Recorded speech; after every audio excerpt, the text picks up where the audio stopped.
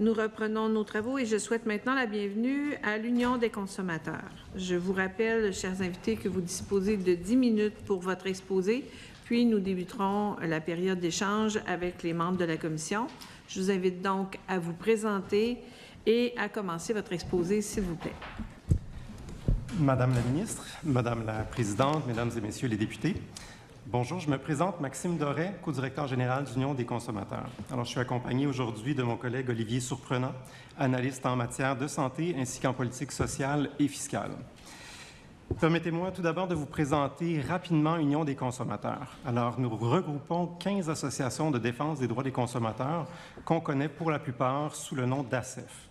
Les ACEF interviennent sur le terrain auprès des consommateurs pour les accompagner vers une meilleure santé financière et dans la défense de leurs droits.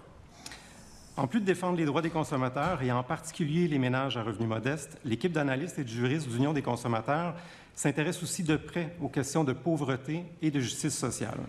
C'est donc dans cette optique que nous souhaitons intervenir aujourd'hui sur le projet de loi 71. Sur ces considérations, je céderai maintenant la parole à mon collègue Olivier Surprenant. Merci, M. Doré. Donc, Madame la Présidente, Madame la Ministre, Mesdames, Messieurs les députés, permettez-moi d'abord de souligner que le projet de loi comporte des modifications positives, lesquelles nous détaillons dans notre mémoire qui a été déposée aujourd'hui. Cela dit, nous allons en relever quelques-unes. L'élargissement de l'évaluation de contraintes à la notion plus large de professionnels de la santé et de services sociaux, on la souligne. On espère que ça permettra un traitement plus rapide et efficace des demandes, en plus de prendre en compte davantage de situations qui sont liées à la loi, aux fins de la loi. La mise en œuvre de projets pilotes dans le but d'améliorer le fonctionnement, l'efficacité et l'efficience des programmes d'assistance sociale. On espère que les résultats recherchés par de tels projets pilotes seront de trouver les moyens les plus efficaces de sortir le plus grand nombre de personnes de la pauvreté. On salue l'ajout d'une preuve d'intention pour l'infraction de fausses déclarations. Nos associations membres, les ACEF, nous rapportent que ces dettes sont lourdes à porter et qu'elles ne sont pas susceptibles de libération lors de la faillite. Nous saluons également le passage de la prescription pour le recouvrement des créances de 15 à 5 ans. Cela dit, nous estimons qu'il serait opportun d'ajouter un article dans les dispositions transitoires et finales qui prévoit un effet rétroactif à cet article, c'est-à-dire que la prescription aurait cours pour les dettes passées, présentes et futures.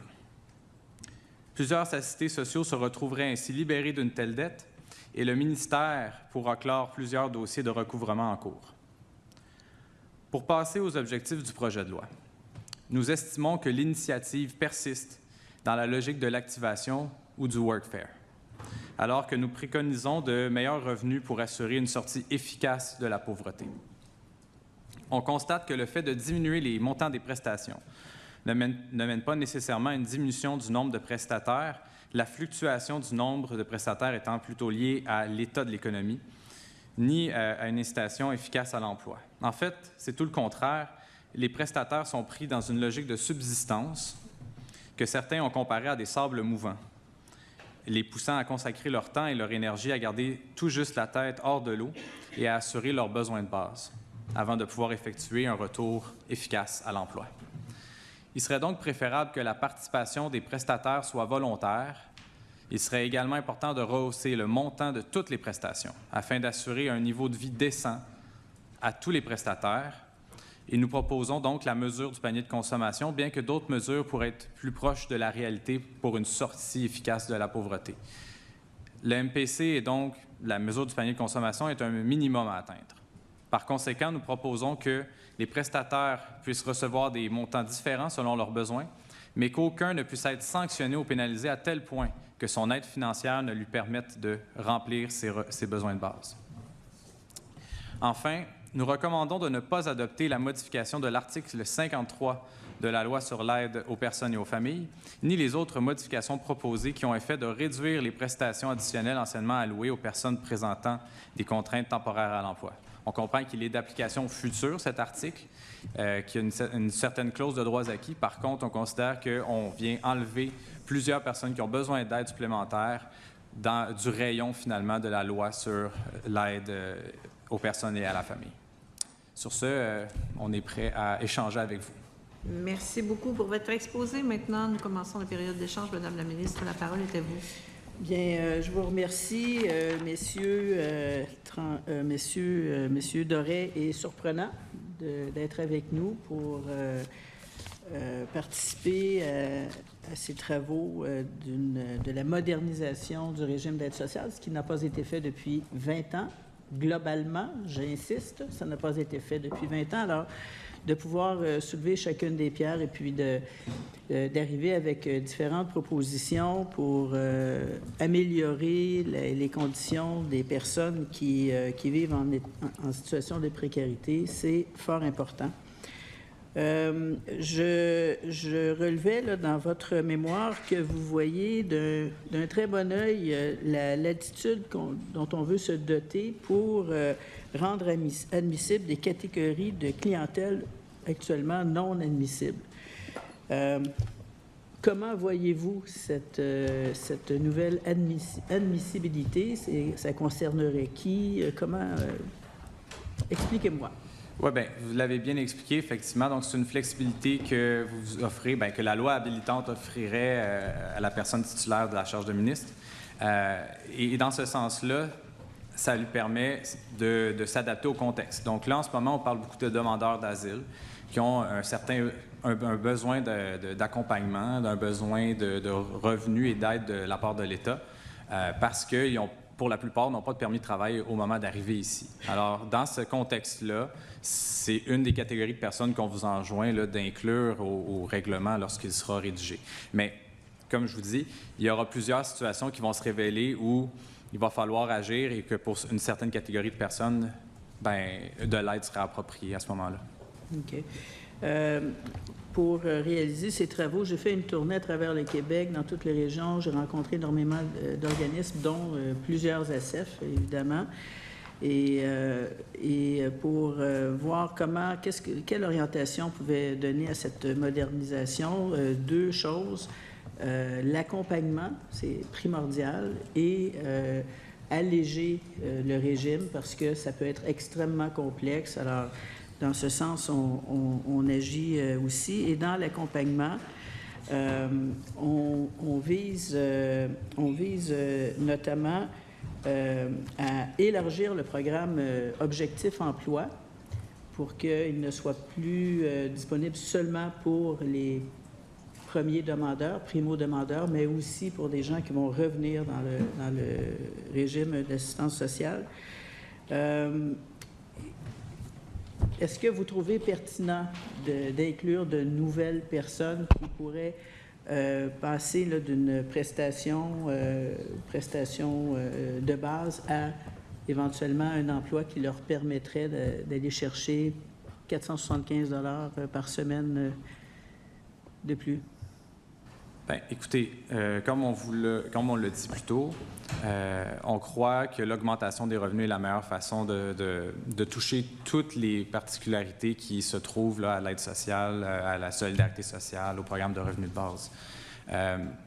Donc, l'objectif emploi, en soi, ce n'est pas une mauvaise idée. On croit que l'accompagnement des personnes plus vulnérables, c'est important. Puis il y a des personnes pour qui, dans le contexte dans lequel ils sont placés, ils sont dans une sortie, finalement, des prestations, puis ils se sentent à l'aise d'aller vers des incitations à l'emploi, vers le développement professionnel, etc.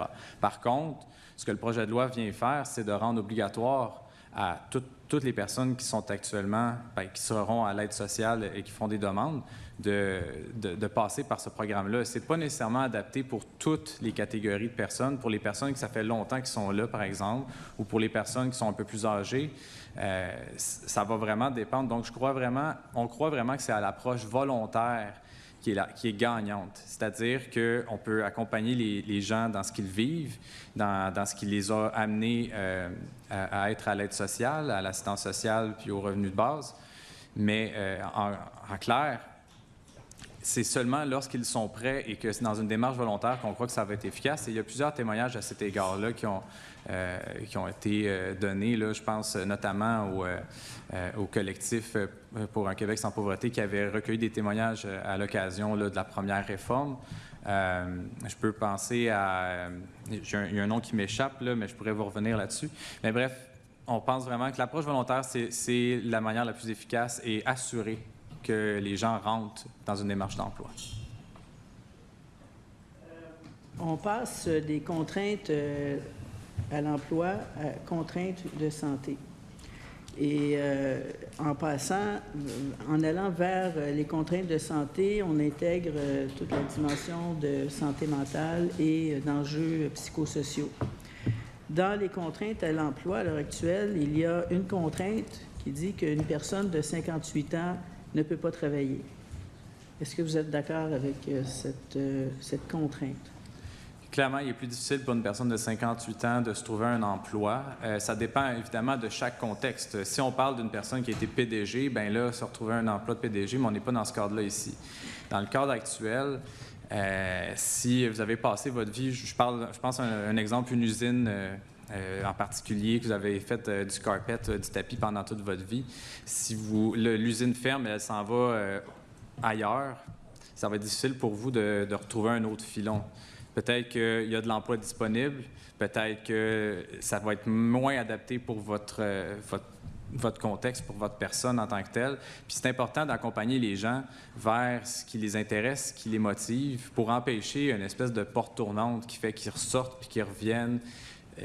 Je pense que ça serait plus efficace, évidemment, quand c'est bien personnalisé puis qu'on s'assure d'amener la personne à l'emploi idéal pour elle.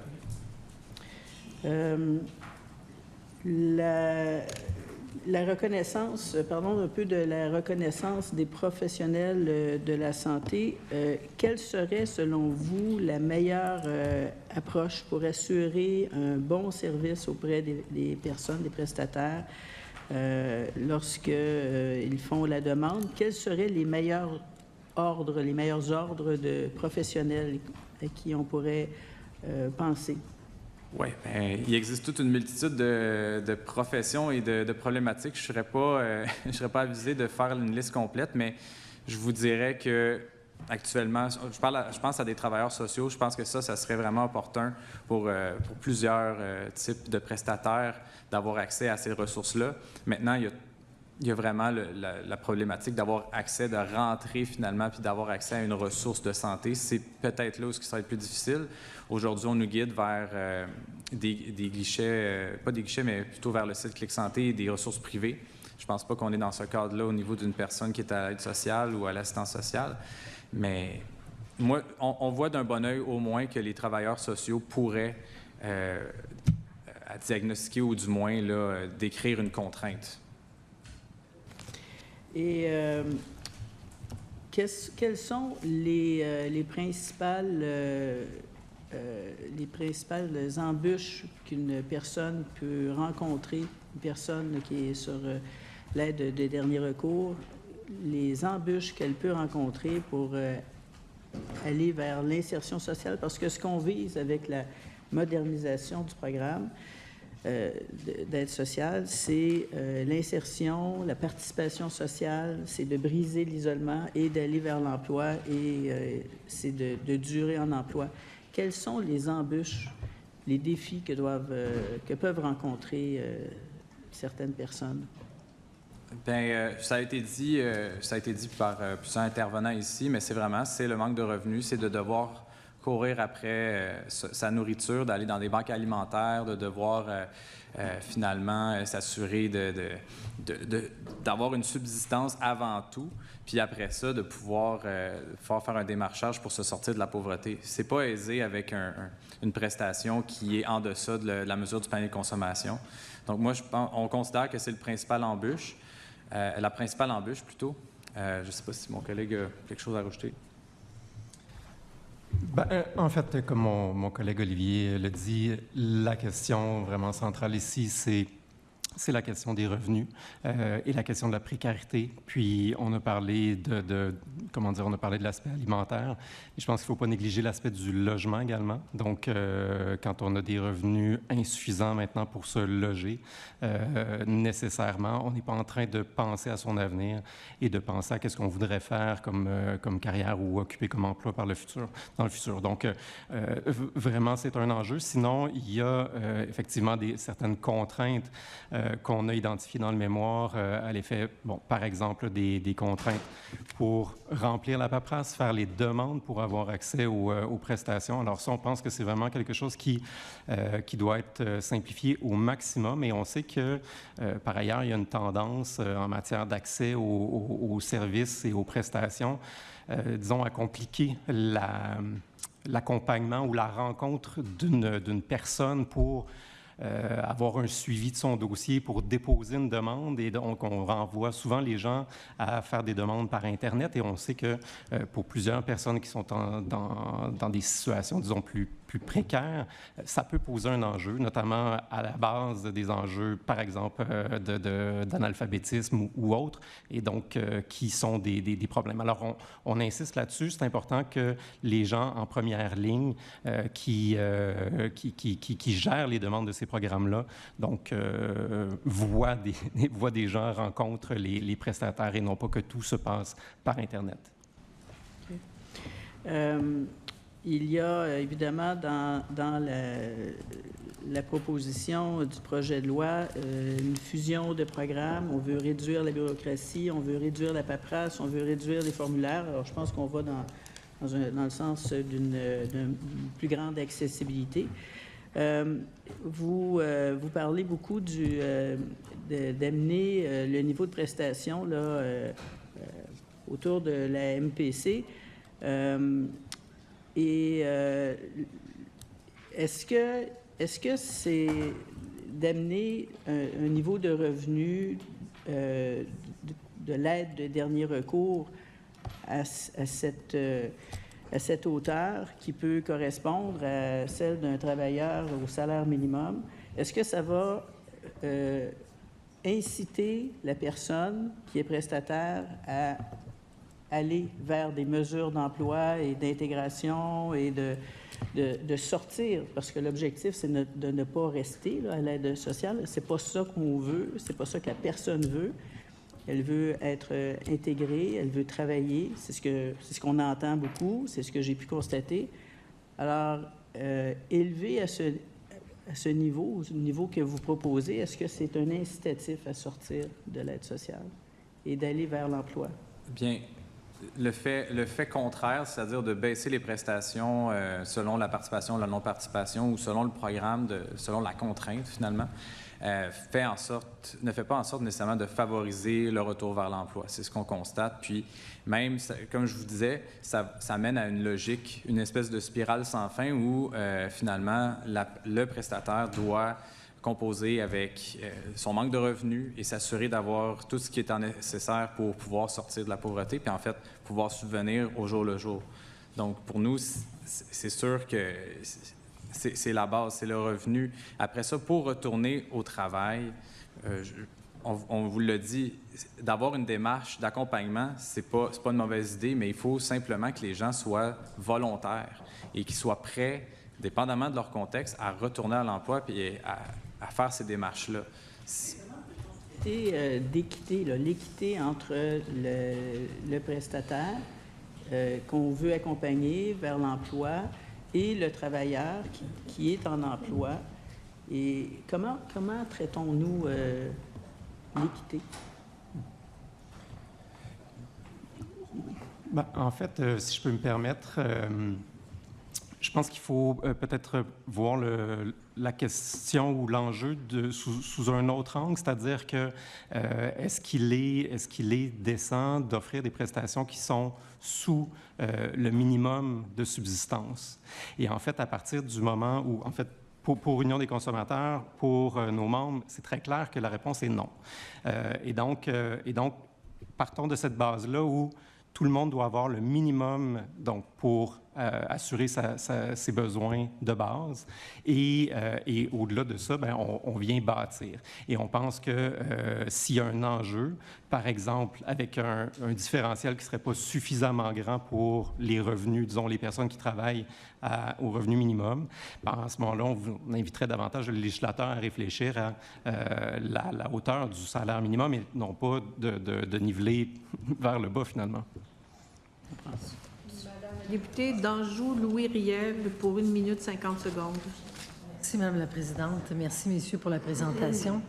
Vous proposez notamment des projets pilotes qui permettent de faciliter et simplifier les démarches des prestataires, qui leur permettraient finalement là, de lever les barrières susceptibles d'empêcher ou de freiner une personne à demander ou à conserver les prestations d'aide sociale, d'assistance sociale, pardon.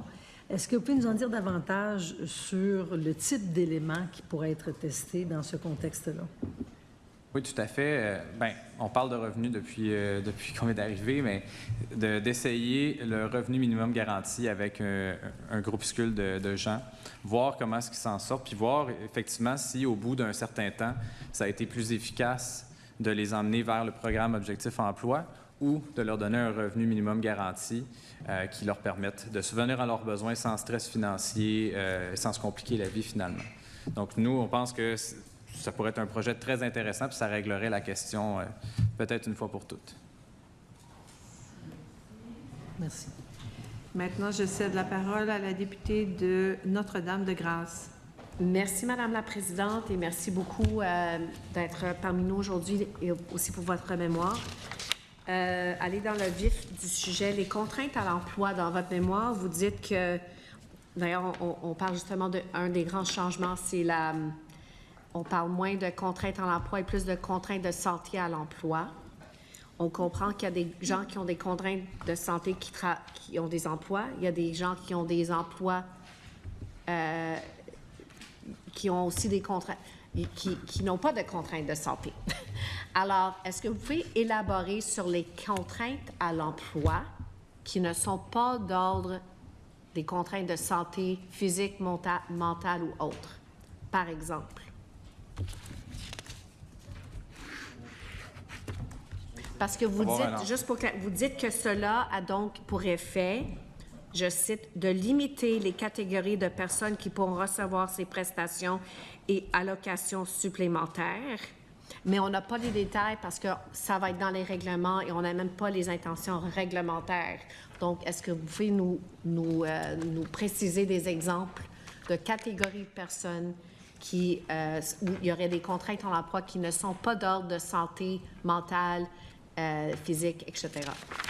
Il y a plusieurs exemples. Déjà, les personnes qui étaient énumérées dans la liste là, qui ne fait plus partie finalement de la loi, ce sont tous des exemples là, qui ne sont pas typiquement de santé et qui, pour ces raisons-là, ne peuvent pas aisément retourner ou être à l'emploi.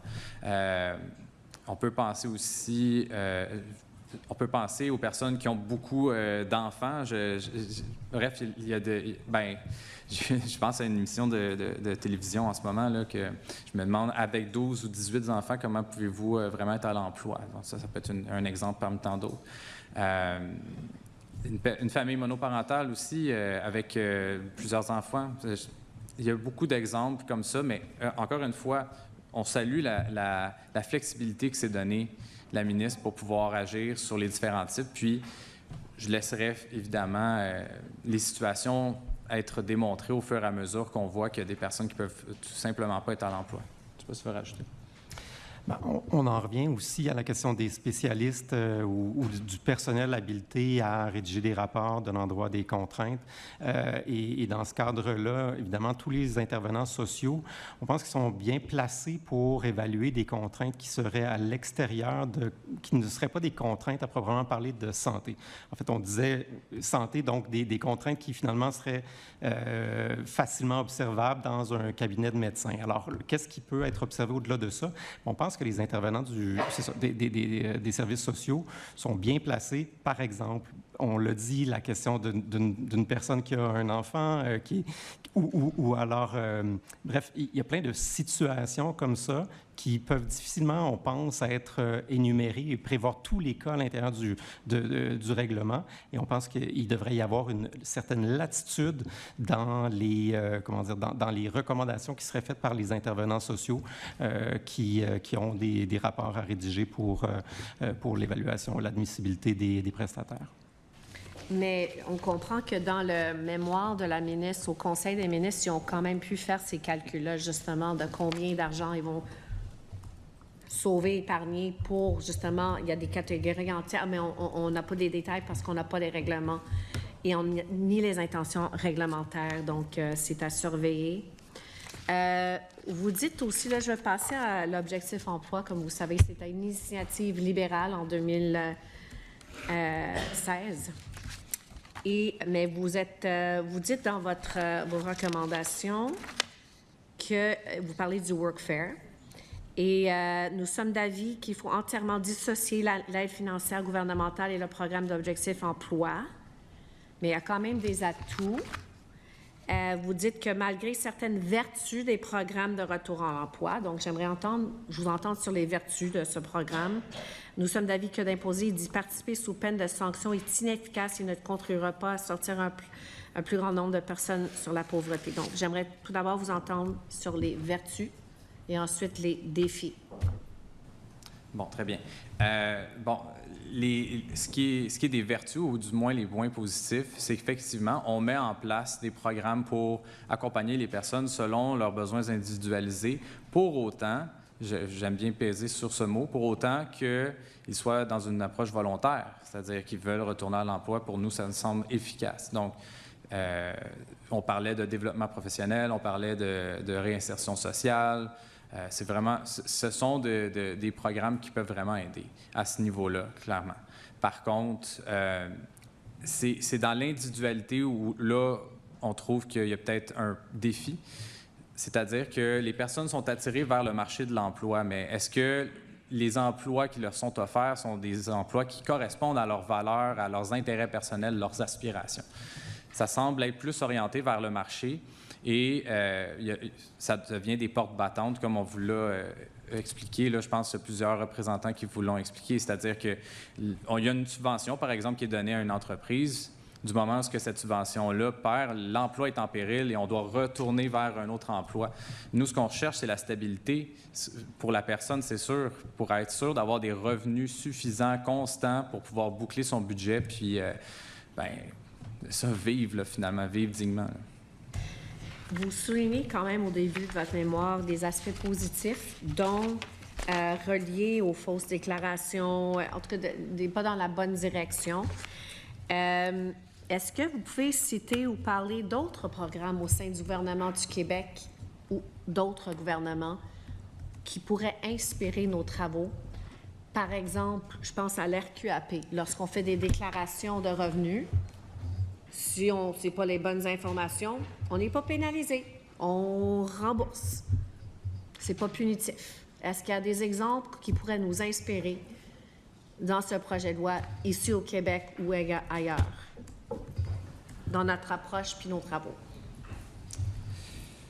Je pourrais pas rapidement comme ça vous donner un exemple précis. Par contre, ce que je voudrais souligner à gros traits, c'est que, justement, d'enlever la notion d'ajouter la notion d'intention, c'est une très bonne initiative parce que on sait qu'il peut y avoir des enjeux au niveau de la littératie chez certaines personnes, mais il peut y avoir aussi des enjeux de temps. C'est pas aisé de remplir un formulaire d'aide sociale. Donc, selon nous, d'avoir ajouté cette notion d'intention-là, c'est une belle vision, finalement, de ce qui devrait être un programme idéal. Et en enlevant aussi les prescriptions, c'est-à-dire de celles qui sont passées, c'est-à-dire de 5 ans, et pour l'avenir, on pense que rétroactivement comme ça, on peut annuler des dettes qui, au final, ne seront jamais recouvertes et qui vont demander plus de temps et d'investissement par le ministère. Peut-être une dernière question avant que je cède avec la permission de la présidente reste mon temps à ma collègue. Le collectif Petite Enfance, ils ont suggéré, ils ont fait plusieurs recommandations et une, c'est l'équité entre les parents, peu importe la situation financière, puis peu importe si on cotise en ce moment présent, et que tous les parents devraient avoir accès au RQAP ou à un régime semblable pour prendre un congé parental, surtout dans des situations de précarité où il faut absolument avoir des fondements très solides, dont la présence soutenue d'au moins un parent. Est-ce que vous avez des réactions à cette proposition-là, entre autres? Parce que là, on parle, j'ai demandé au début des exemples de groupes qui ont peut-être contraintes à l'emploi. qui ne sont pas d'ordre santé mentale, physique, etc. Par exemple, vous avez cité les parents monoparentaux qui sont surtout des femmes. Alors, je ne sais pas si vous avez une réaction pour combler ces besoins-là ou tenir compte de cette réalité. Bien, je pourrais juste dire que c'est sûr qu'un congé bonifié, c'est une très bonne idée, là, surtout quand on n'a pas les moyens, on n'a pas le temps, puis que je pense qu'au Québec, on fait ce choix-là, souvent de prioriser le bien-être des enfants. Donc, effectivement, si on peut aller dans ce sens-là, on serait cohérent avec notre logique le pro-familial. Oui. Donc, avec la permission de la présidente... Oui, je vais lui céder la parole tout de suite. Il reste 45 secondes, pardon. 45 secondes. Deux petites questions vite, puisque j'ai pas beaucoup de temps. Quand on parle de la proposition de remplacer les contraintes à l'emploi par les contraintes à la santé, pensez-vous que c'est un recul? Excusez-moi, oui. Quand on propose de remplacer les contraintes au travail avec les contraintes de santé, est-ce que c'est un recul pour vous? Un recul? Oui, dans le sens que... Oui, parce qu'on va couvrir moins de personnes inévitablement. Donc, comme on le disait, les contraintes ne sont pas liées seulement à la santé, elles sont liées à une panoplie de contextes qui sont propres à chaque individu là, qui devient prestataire malgré lui. Donc, un recul. Oui. Oui, merci. Merci. Je cède maintenant la parole à la députée de Sherbrooke. Merci, Madame la Présidente. Je vais vous ramener sur votre recommandation 2 là, concernant les dettes passées. Là, vous nous suggérez une rétroactivité là-dessus. J'aimerais ça que vous nous parliez de ce que ça peut représenter pour les personnes concernées, là, le type de dette, l'accablement que ça représente, puis tout ça. Puis peut-être si vous avez des chiffres sur le nombre de personnes que ça concerne, par exemple. On n'a pas de chiffre sur le nombre de personnes nécessairement parce que, on devrait faire une demande d'accès à l'information. Probablement qu'on va s'y intéresser davantage, mais il est certain que c'est des sanctions qui peuvent aller jusqu'à 224 $. Donc, pour un budget qui est déjà assez serré, là, on parle de, par exemple, une personne qui est à l'aide sociale telle qu'elle, avec 807 $. Déjà là, en partant, on enlève 224 $. Ça va pas bien. Et comme on l'a expliqué, bien, ça va s'accumuler, il va y avoir des dettes, des intérêts. Si on fait juste limiter ce nombre de personnes-là, ben, comment dire, c'est sûr que c'est un fardeau additionnel, puis une dette, c'est un poids additionnel en plus d'avoir déjà le fardeau d'être à l'aide sociale, qui est multifactoriel. Donc, c'est ce que nos ACF nous racontent, que ça devient encore plus difficile à ce moment-là de boucler le budget et d'aider à la conciliation budgétaire avec les consommateurs. Ça vient comme affecter l'espoir de s'en sortir de ces personnes-là, puis leur motivation à faire des démarches Tout à fait. pour s'en sortir aussi. Puis le fait qu'il y ait des intérêts là-dessus, en plus du montant qu'une personne devrait avoir à rembourser, là, par exemple, pour une erreur, c'est quoi votre position là-dessus sur l'existence même d'intérêts? Bien, ouais. OK. Oui, ça revient à la même question, c'est-à-dire que si on met des intérêts, bien nécessairement, on tombe sur, il faut payer les intérêts d'abord, les intérêts s'accumulent, puis on n'est même pas rendu au capital, donc on ne peut pas s'imaginer ça quand on est une personne qui a déjà un déficit vers la subvenance de ses besoins. Alors, c'est sûr que pour nos membres, c'est une inquiétude d'avoir des dettes pour des intentions, mais pour des fausses déclarations qui souvent sont juste le fruit de le manque de temps, le manque de compréhension, la complexité, en fait, des formulaires d'aide sociale, d'assistance sociale. Vous voyez ça souvent, ces histoires-là de gens qui ont commis une erreur là, de bonne foi parce qu'ils avaient mal compris, par exemple, la démarche à faire ou ce qu'ils avaient le droit de faire ou pas faire. C'est quelque chose qui est récurrent? C'est ce qu'on nous a rapporté. Oui. OK. Je vous remercie. Merci. Merci beaucoup. Je cède maintenant la parole au député de Jean Talon. Les articles 24, 25 et suivants du projet de loi abolissent des motifs permettant d'obtenir des allocations pour contraintes temporaires qui sont prévues à l'actuel article 53 de la loi. Vous nous dites qu'avec cette abolition, des sommes de 99,7 millions dans les 5 prochaines années vont être économisées par le gouvernement en allocations non versées et que pour les prestataires, c'est une perte d'une allocation de 161 $ par mois, ce qui est considérable, considérant que la prestation de base n'est que de 807 $ à l'aide sociale. Donc, on s'entend, vous êtes en train de nous dire qu'il s'agit d'une coupure budgétaire du gouvernement qui va résulter en une coupure pour les personnes affectées. C'est bien ça? Ce qu'on vous dirait, c'est qu'il y a moins de personnes qui vont être couvertes par le régime de la loi sur l'aide, dans le fond, de l'aide sociale, de l'assistance sociale. C'est certain. De là à dire des coupures, je ne veux pas m'avancer sur les termes qui sont strictement budgétaires, là. Mais clairement, il y a des personnes qui vont manquer d'aide qui leur est nécessaire compte tenu de leurs besoins et de leur situation. Donc, perte d'une allocation mensuelle pour les personnes concernées. Et vous nous dites, ça n'a pas d'effet d'encouragement vers l'emploi. Puis cette logique fait fi de la capacité réelle de ces personnes à trouver et à conserver un emploi. C'est ce que vous nous dites? Oui, bien, c'est que dans le fond, au final, on revient dans le même cercle, dans le même film qu'on a joué. On replonge les personnes dans la précarité, ils ne peuvent pas s'en sortir, ils ne peuvent pas s'attarder sur leurs problèmes, ils doivent d'abord survivre. Non, tout à fait. En fait, je vous répète la même logique, dans le fond, qui est celle de la subsistance, puis ça ne devrait pas être ça. Ça devrait être de pouvoir accompagner les gens vers vivre dignement de façon décente, tel que la Charte le prévoit à l'article 45. Donc, pas une mesure à même de participer au mouvement vers l'emploi des personnes concernées? Ah, selon nous, non. Le retrait des contraintes, non. Ce n'est pas une mesure qui va favoriser le retour à l'emploi de personnes. Non. Très bien. Merci. Merci. Donc, M. Surprenant, M. Doré, merci de votre contribution à la commission. Je suspends les travaux quelques minutes afin que nos prochains invités prennent place. Merci.